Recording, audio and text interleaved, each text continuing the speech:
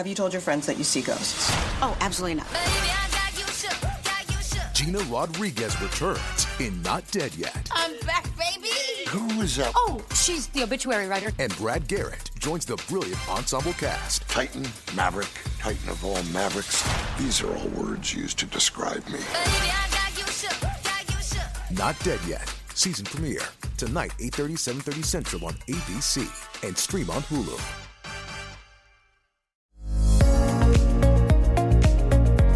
It's the Happy Families podcast. It's the podcast for the time-poor parent who just wants answers now. So a child can drown in less than 20 seconds. It's faster than most people think, and as we say, it's often silent. And those things are what make it such a deadly and risky situation for children. And now here's the stars of our show, my mum and dad. Hello, this is Dr. Justin Coulson as we move so quickly now towards the summer holidays. Christmas is just around the corner, and this is the time where the weather warms up and we start to get into swimming pools.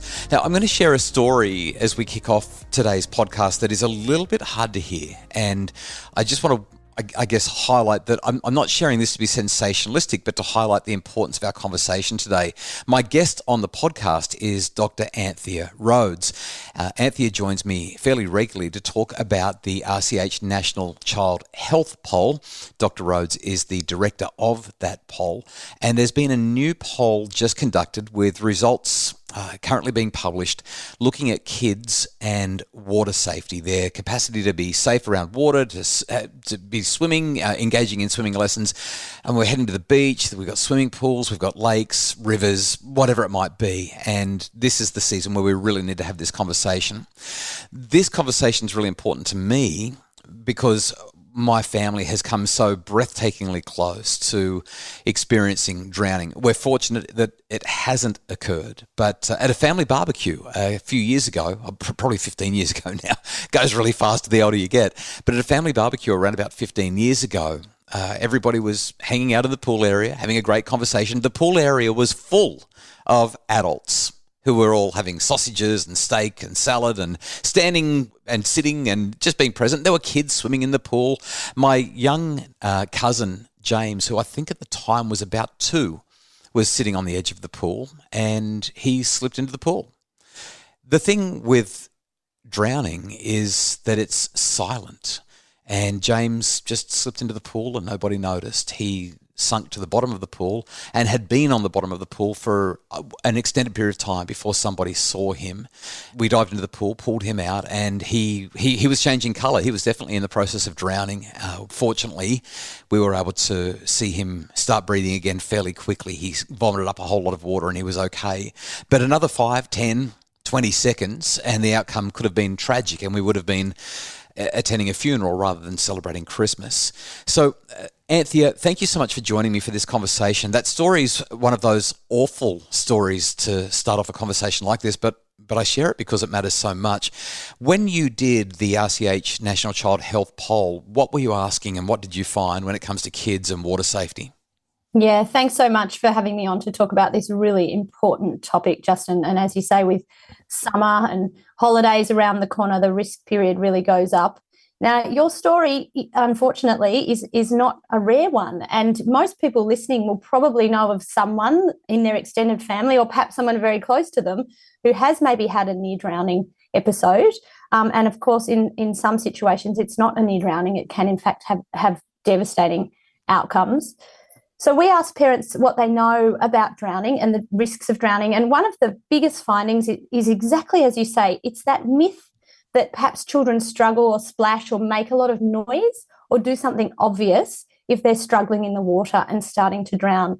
In fact, in most instances, it's quiet, can in fact be silent, and often goes unnoticed. So 44% of Australian parents didn't know that. They didn't know that drowning is often silent. And so they expect that if they've got half an eye on what's going on, they'll notice. There'll be a commotion, something will happen, the alarm will be raised and everyone will be aware. But in fact, in studies where they've looked at footage that's been captured incidentally, like CCTV type footage, where near drownings or drownings have happened, often there's people standing right alongside the incident. There's adult's there, but it quietly happens just outside of someone's gaze. And once that child has started to struggle underwater, takes that first breath of water rather than air, then they really rapidly become weak, lose consciousness, and are not able to reach up for the top. So knowing that drowning happens quickly, it can happen in very shallow water, and it's often silent, is really, really important for parents to be aware of. And I'm astounded when you share those statistics because, I mean, you're saying 44% of parents weren't aware of that. Was there anything else surprising in terms of parental knowledge, parental awareness when it comes to this particular topic? Yeah, so around half of parents were also not aware how quickly a child can drown. So a child can drown in less than 20 seconds. Wow. That's really not a long period of time. If we think about, and this is a classic situation in near drowning type episodes, nowadays we might be on our phone as a parent. You might stop to read one text message or have a look at, one image that's popped up on the screen. In that short period of time, 20 seconds or less, that can be enough for a child to actually enter that drowning episode. So it's faster than most people think. And as we say, it's often silent. And those things are what make it such a deadly and risky situation for children. Anthea, two things come to mind when you share that. The first is a news story that I remember from a few years ago now, where a mum ended up tragically in court because she had been literally just scrolling Instagram and her little one had been in the bath. I mean, this isn't even a summertime thing, right? This is just bath time. Scrolling Instagram, little one's in the bath. She's there. Didn't notice that her little toddler had stuck its head under the water and actually inhaled the water and drowned right there. The other one, the other story, I'm at pains to share it, but I think, again, emphasising the purpose of this conversation is to emphasise just how important it is that we keep a close eye on our kids. Yeah. A good friend of mine is a paramedic down in New South Wales, and he was called to a job where a grandfather had been looking after two little twin boys, toddlers around 3 years of age. The pool gate was closed, but it wasn't locked. Somehow the lock hadn't snapped into place. So he knew that the pool gate was closed, therefore he wasn't supervising the kids particularly closely. They were in the rumpus room, he was in the kitchen. He thought, hey, the kids are pretty quiet, I should go and check on them. All of a sudden they weren't in the rumpus room. He saw the sliding door was open, walked out, saw the pool gate was open, couldn't work out what had happened. Both of the boys, one had gone in, the other one had followed him, and one had drowned on the spot, the other one passed away in hospital a short while later. My friend was the paramedic that was called to the job, and he described the emotional devastation of this grandfather as he was coming to grips with the reality of what had occurred. He said he's never seen pain like it. When it comes to parents and their involvement with helping kids to be safe and supervising them, can you tell me some more about what your RCH poll found to help kids to be safe? Yeah, so just devastating hearing that story, Justin, and sadly we see cases just like that here in the hospital every year. And one of the really important things that, is part of that story time and time again is, these are not negligent parents who are choosing or don't realise that it matters. They understand that it's important to supervise their kids, and they understand that their kids probably can't swim. But what people often don't realise is just how quickly these things can happen. So common myths that parents, some parents believe are okay were things like, if you've got older children in the pool, it's okay to leave your younger child, to step away to do something just for a moment. Similarly, in the bath, you've mentioned, really, really important. Children can drown in just a few centimetres of water in a bath.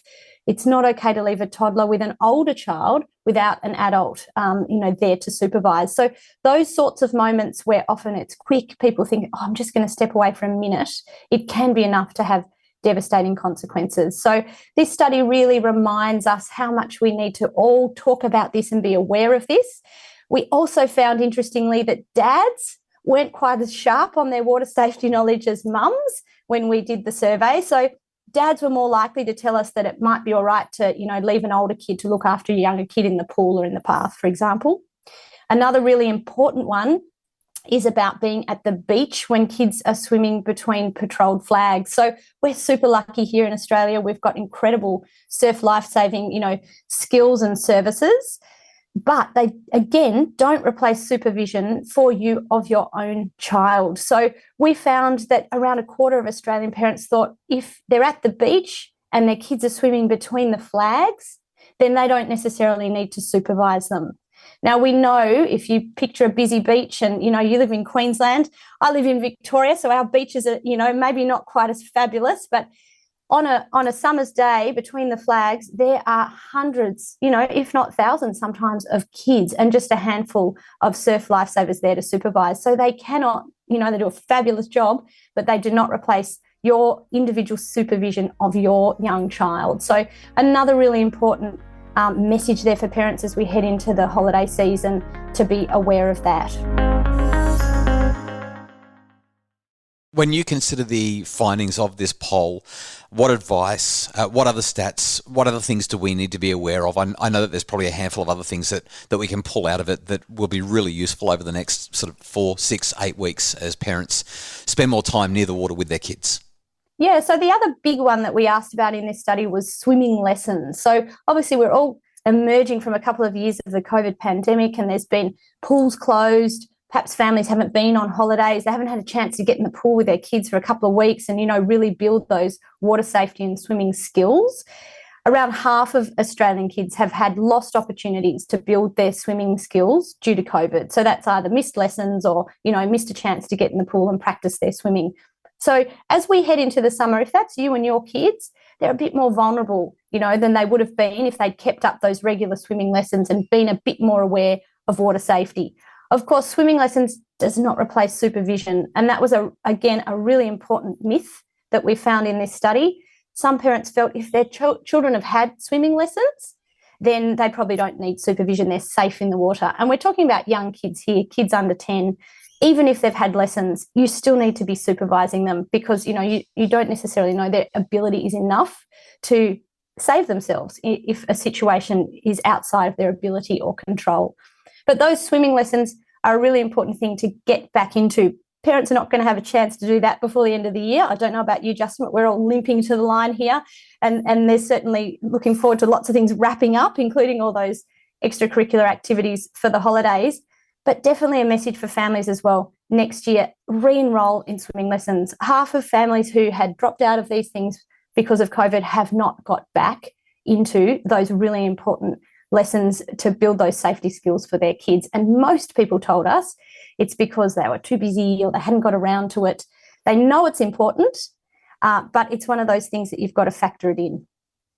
I'd imagine that the costs would also be a little bit of a challenge for a lot of families, especially as we're watching the current economic situation unfold.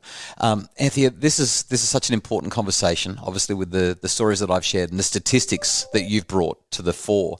I just so much appreciate you taking some time to share these ideas on the Happy Families podcast. Are there any final thoughts, any last words before we wrap this up?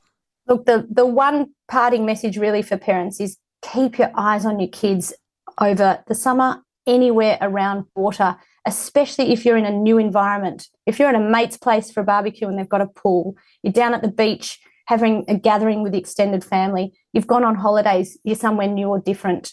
Those places especially are where we relax finally, but we might drop our guard as well. And we're not aware of the risks. Our kids certainly are not aware of the risks. And drowning can happen quickly, silently, and it's absolutely devastating. So be aware, not about dramatising things and taking away all the fun, but recognising this is a real risk for kids, particularly those young kids under 10, and then even more so, kids under 5. Preschoolers, toddlers, they're the biggest risk age group. Yeah, within stay at arm's reach. At yeah, all absolutely. times Yeah. around water. Wow. Supervise. Dr. Anthea Rhodes, the director of the RCH National Child Health Poll. Really appreciate you spending some time with us again on the podcast. Have a wonderful Christmas. Stay safe. And I hope we get to talk to you again next year. Absolutely. You too. Thanks, Justin. That's Dr. Anthea Rhodes, the director of the RCH National Child Health Poll on the Happy Families podcast, which is produced by Justin Rowland from Bridge Media. Craig Bruce is our executive producer. And for more information about making your family safe and happy, visit happyfamilies.com.au.